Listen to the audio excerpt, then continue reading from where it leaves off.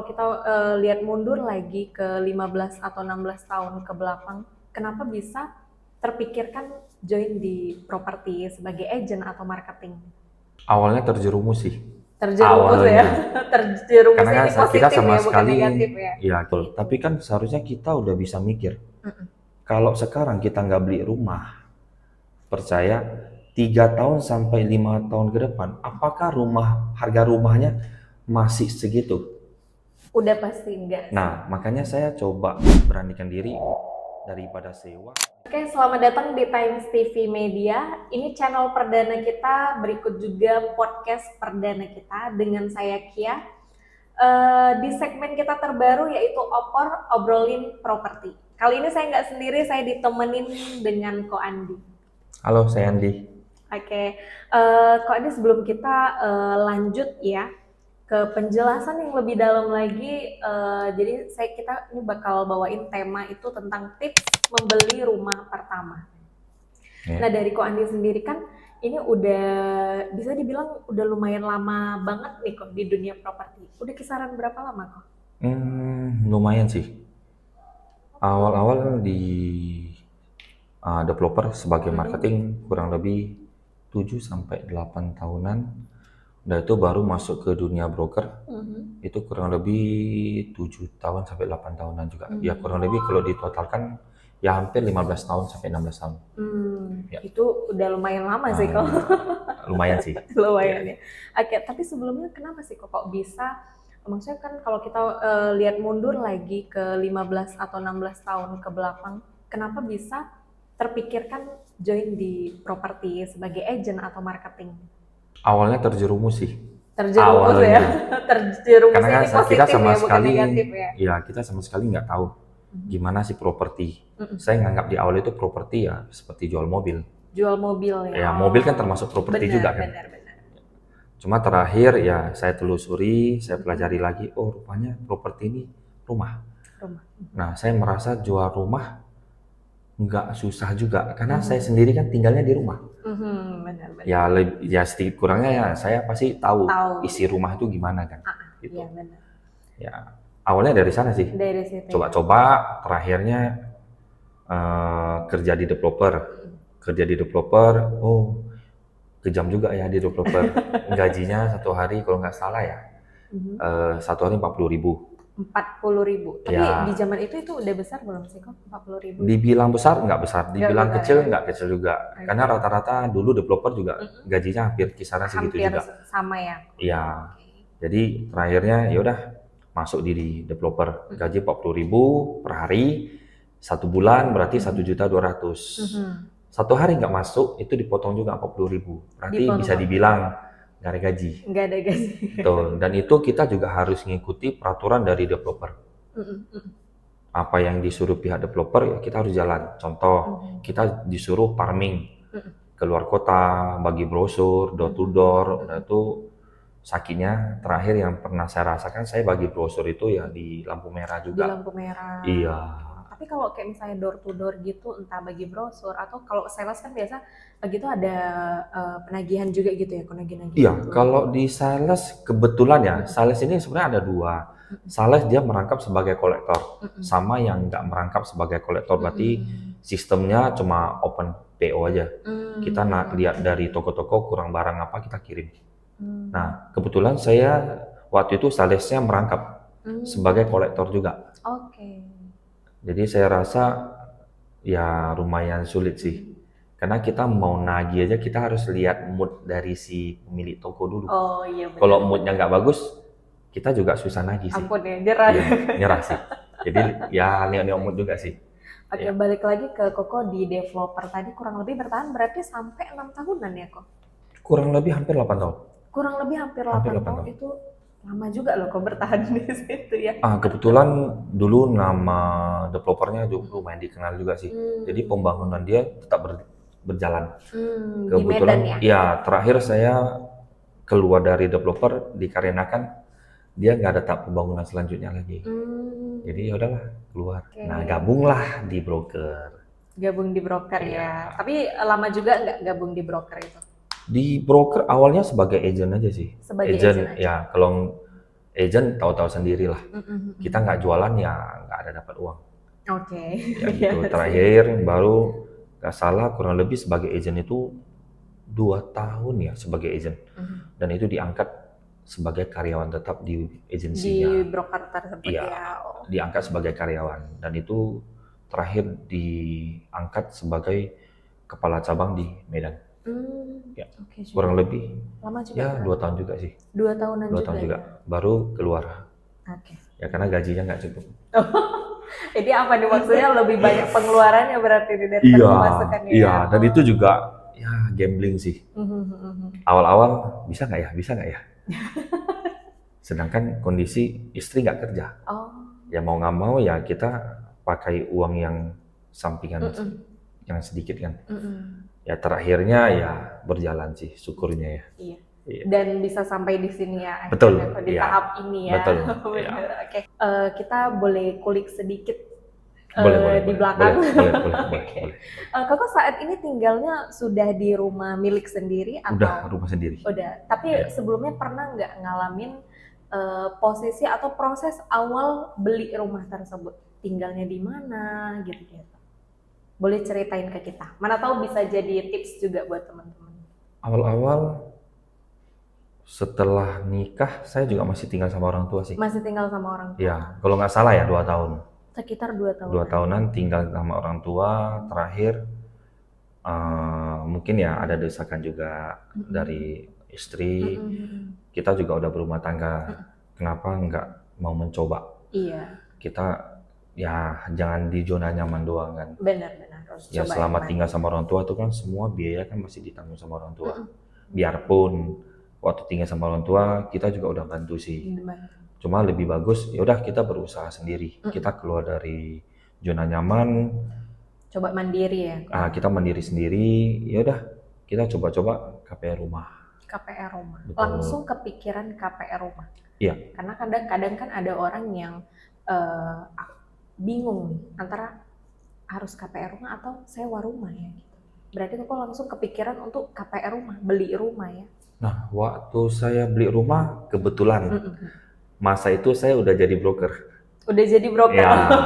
Okay. Jadi sedikit banyak kita udah tahu nih. Plus minus kalau kita sewa rumah. Dan plus minus kalau kita beli rumah dalam bentuk KPR. KPR, oke. Saya mungkin ambil di sewa dulu ya.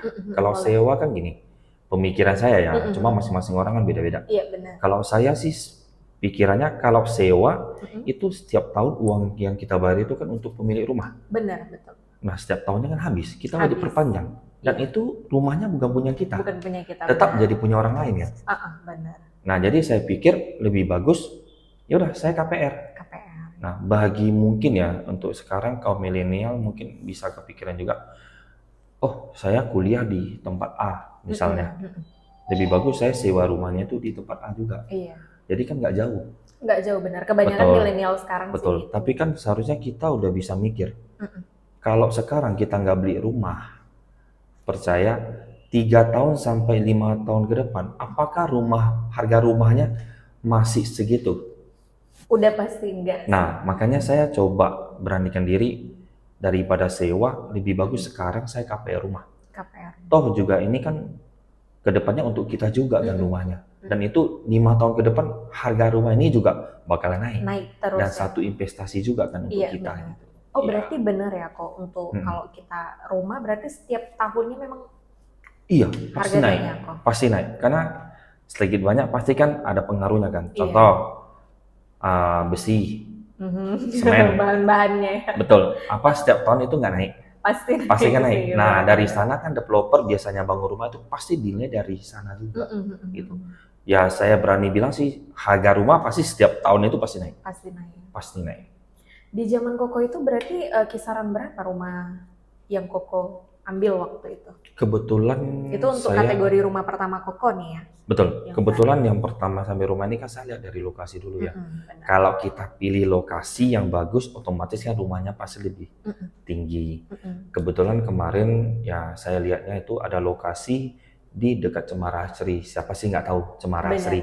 Dan itu kan tempatnya kuliner. Iya. Dan satu lagi itu di sana perbankan juga semua udah ada. Banyak, benar. Nah saya coba beranikan diri ngambil rumah di dekat Cemara Asri. Ya, waktu awal saya ambil itu rumah ukuran di 4,33 dikali 18. Kebetulan saya ngambilnya itu ya di tepi jalan, Pinggir jalan di pinggir ya. jalannya. Nah itu harga juga udah kita ambil berarti 5 tahunan lah ya. 5 tahun yang lalu saya ngambil kosong aja udah 675. Itu 5 tahun yang Betul. lalu, Iya. kosong, Betul. 600-an, Betul. lebarnya 4,5. 4,33 kali 18. Kurang lebih segitu. Iya. Itu 5 tahun yang lalu loh, Betul. dibandingkan dengan Iya. yang sekarang gitu. Betul. Itu Koko beli dalam kondisi kosong. Belum lagi kita dari Koko renovasi untuk dijadikan ke siap huninya gitu kan. Benar. Itu kalau nggak salah ya, saya renovasi kurang lebih hampir 350 juta untuk renovasi rumahnya aja. Karena renovasi ini kan tergantung kita Tergantung kebutuhan. Ya, kalau kita mau renovasinya 1 M juga bisa. Bisa. Kan tergantung bahan yang kita pilih. Benar, betul sekali. Tapi lokasi yang Koko pilih bagus sih, karena terutama kita di Medan ini salah satunya yang dekat dengan Cemara Asri itu. Benar. Apalagi sekarang mau ke jalan tol juga dekat. Benar. Lokasinya strategis. Ada tol Ajianit, ada tol Cemara. Benar. Ya. Ini saya tambahkan sih, terakhir kalau nggak salah ya setahun yang lalu udah ada yang mau coba beli rumah yang sekarang saya tempati itu di harga 1,2 M. Harga 1,2. Ya. Dan itu sampai sekarang ya udah siap huni. Udah siap huni. Ya, yang saya tempati sekarang ya. Tapi saya nggak jual sih. Berarti benar sih. Karena rencananya kan kalau bisa sih nggak butuh uang, kayaknya rumah setiap tahun kan naik. Jadi untuk investasi juga sih. Benar. Siapa tahu berapa tahun kalau bisa sih jangan dijual. Lebih tinggi. Kalau bisa beli lagi. Oh iya, benar. Tapi ada kan kok? Atau sudah ada planning kah untuk tambah rumah-rumah berikutnya? Kalau untuk planning untuk 2024 sih masih belum sih. Karena kan kita juga baru ngambil kantor. Ya. Benar. Jadi Ko Andi ini juga salah satu ya pendiri dari Times Property. Benar. Bersama 2 orang lainnya ya Ko. Ya. Mungkin sedikit saya tambahkan, Times Property ini berdiri kurang lebih sudah 5 tahunan. Dan sampai sekarang masih berjalan dengan lancar. Times Property didirikan sekarang ada 3 orang. Pertama saya sendiri, kedua ada Cisandra, ketiga ada Kodarwan. Jadi Times dimiliki oleh 3 orang. 3 orang. Benar. Ya. Dan itu perjalanannya juga nggak mudah ya kok prosesnya. Naik turun. Benar. Iya. Oke. Mungkin dari sedikit cerita Ko Andi tadi bisa kita ambil ya tipsnya juga ya Ko, bahwasannya ya nilai investasi tuh di rumah memang penting ya Ko ya. Penting. Oke. Kalau kita investasi di mobil, mobil setiap tahun kita pakai kan, semakin lama kita pakai harga mobil pasti turun. Iya pasti, karena kalau mobil harga ada rumah, kerusakannya. Iya. Kalau rumah kan setiap tahun ya pasti naik. Pasti naik ya, benar. Lebih bagus investasinya itu ya di rumah. Ya, oke. Iya. Dari Ko Andi ada nggak sih maksudnya tips untuk pembelian rumah pertama ini? Biasa kan kalau rumah pertama itu ya biasanya umumnya dari yang kita ambil, belilah rumah pertama itu sesuai kebutuhan, bukan sesuai keinginan. Benar nggak tuh menurut Ko Andi? Benar sih. Ada benar. 90%-nya benar. 10%-nya kadang ada orang mencoba keluar dari zona ini juga sih. Dia beli rumah itu ya sesuai keinginan juga, bukan kebutuhan. Ada sih. Terakhirnya ujungnya kalau dia coba seperti itu ya ujung-ujungnya ya kita bukan mendoakan juga. Kadang banyak juga terakhirnya dia KPR di pertengahan jalan terakhirnya. Benar. Ya. Benar. Banyak sih. Cuman biasanya 10%-nya itu sih biasanya ya Ko. Ini kalau kita lihat dari banyak kan terkadang tuh kayak kalau misalnya itu dijalanin oleh milenial biasanya bisa dibilang gegabah ya Ko dalam hal kayak gitu. Mengambil keputusan yang salah. Dia berhenti di tengah jalan gitu. Benar. Gitu sih. Dari Ko Andi ada tips kah untuk memilih rumah pertama yang benar-benar tepat dan cocok untuk kebutuhan? Pertama sih paling saran aja sih. Pertama mau beli rumah kita beli ya sesuai kebutuhan dulu ya. Kebutuhan kita, contoh ya untuk sekarang kita belum punya rumah. Untuk masih kaum milenial mau coba-coba beli rumah, coba belilah rumah ya jangan di atas 700 juta dulu. Coba beli rumah yang di 500-an. Toh harga rumah 500-an juta juga nggak jelek-jelek kali Udah juga bagus sih, juga udah sih. bagus kali sih. Dan itu seandainya nanti udah selesai, ya kita mau beli yang lebih bagus lagi, benar. masih bisa sih, Masih bisa. masih bisa. Benar-benar. Iya. Lokasi juga Sangat penting, pentingnya kok. sangat penting. Terutama titiknya paling dekat, salah satunya. Untuk sekarang sih mungkin ya untuk 2024 ini sampai 2025 pertengahan ini kemungkinan lokasi yang bagus masih di sekitaran Pancing sama Krakatau. Pancing sama Iya, Krakatau. dan itu lokasi yang sekarang yang masih booming-boomingnya ya. Benar-benar. Dan mungkin buat teman-teman yang mau ambil rumah pertama untuk budget sekitaran 500-an ya kok ya? Iya. 500-an, 600-an, nggak harus pun dimulai dengan rumah yang udah jadi utuh.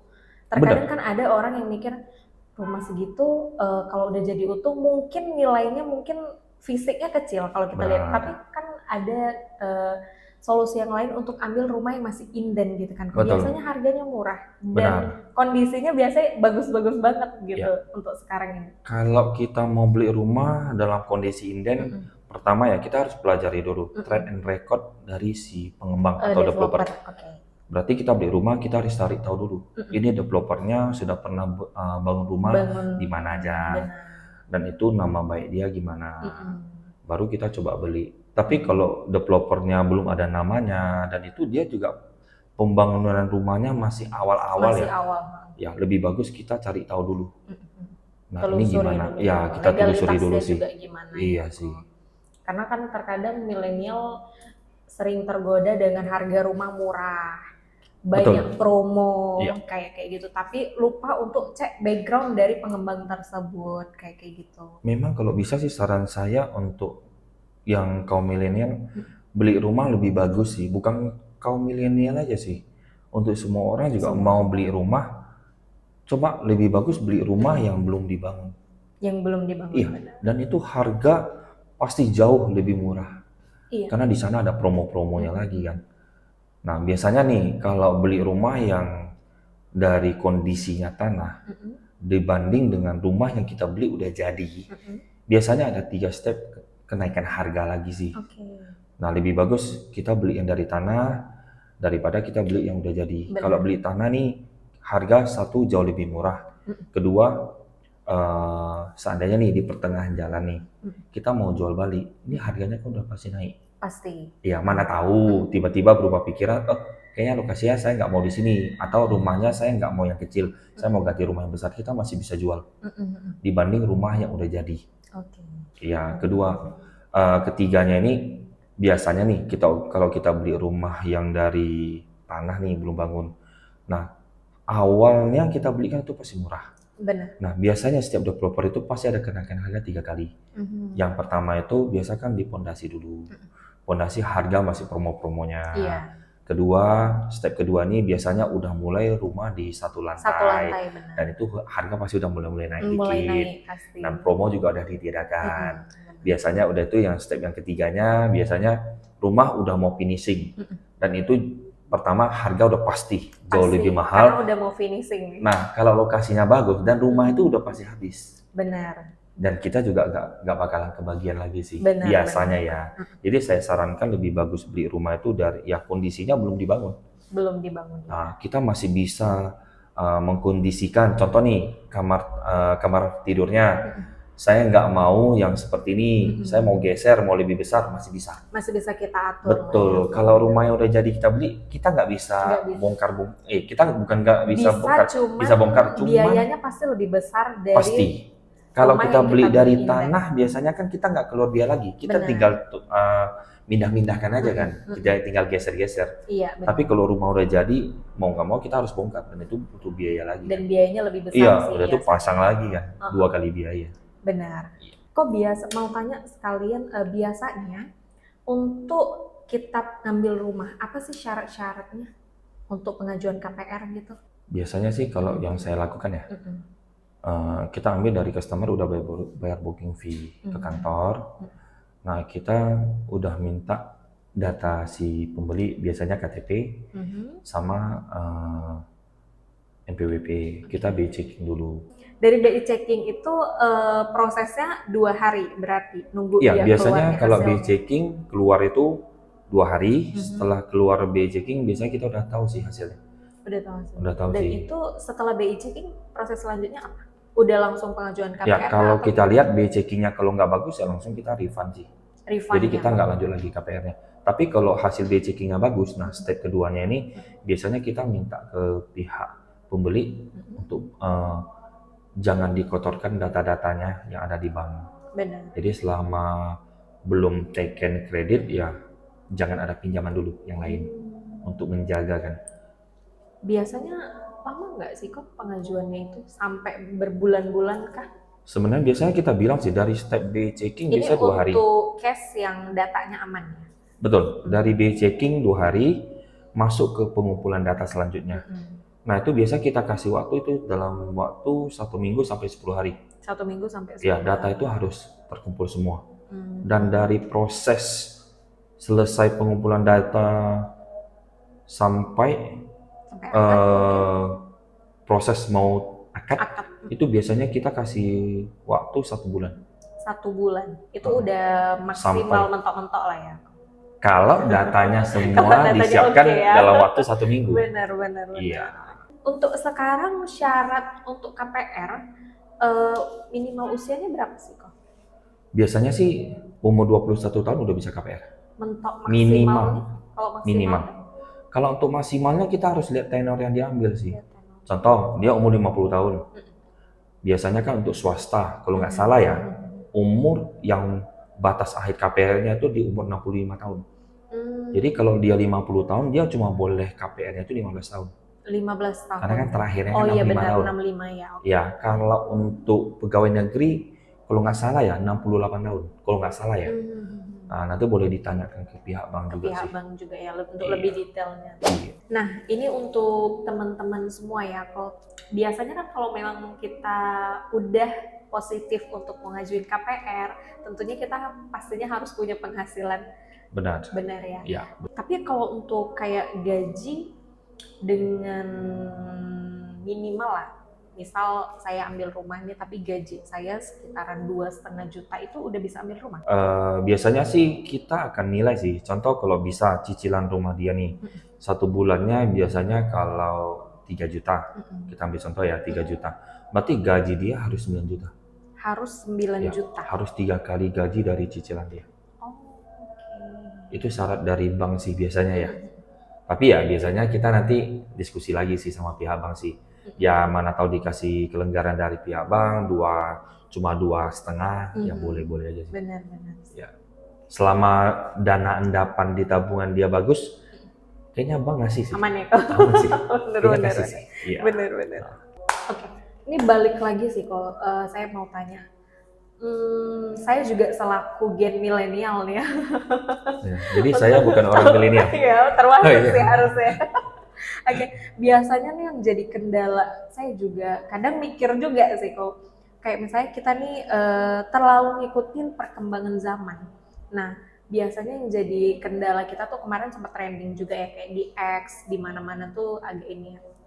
Katanya kita keseringan ngopi di luar, nongkrong di luar, itu juga yang menjadi salah satu penghambat kita untuk sulit beli rumah. Menurutku kok gimana? Ya, saya sekarang ngopi juga sih. Ngopi juga sih. Ya, tapi di yang lalu masih belum ngikut-ngikut yang sekarang ya. Ya, sebelum beli rumah juga sih. Itu ya saya kurangi dulu sih untuk ngopi-ngopinya. Karena kan ngopi yang di kafe sekarang ya, bukan Iya. ngopi yang di tradisional dulu loh.